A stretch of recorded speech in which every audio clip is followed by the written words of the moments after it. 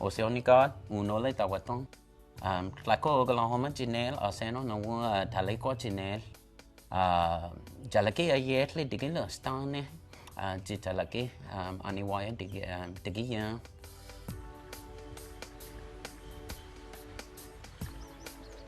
I didn't really know what the word gay was because I never heard it as a kid. I didn't really know what that was. I knew what a sissy was, of course, the kids use that word, but I never applied that term to me.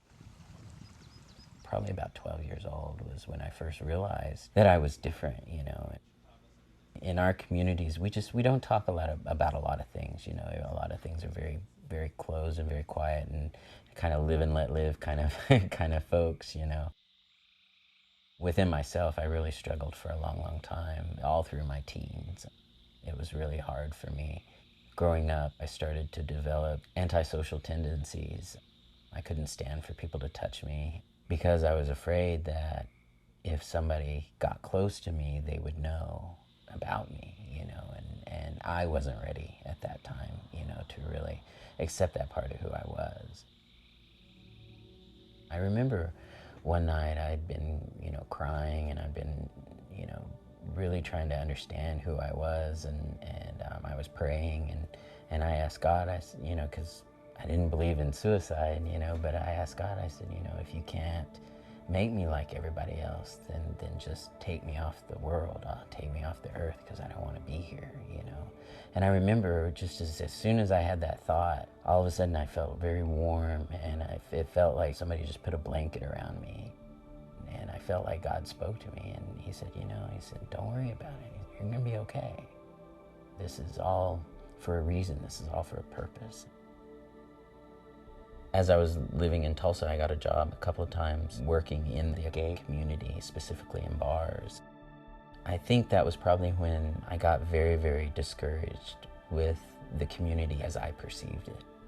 To me, it seemed like it was hurting, like it was wounded, almost like an animal, and trying to heal itself. And the only way that it knew how to heal itself was by self-medicating, with drugs and alcohol and those kinds of things.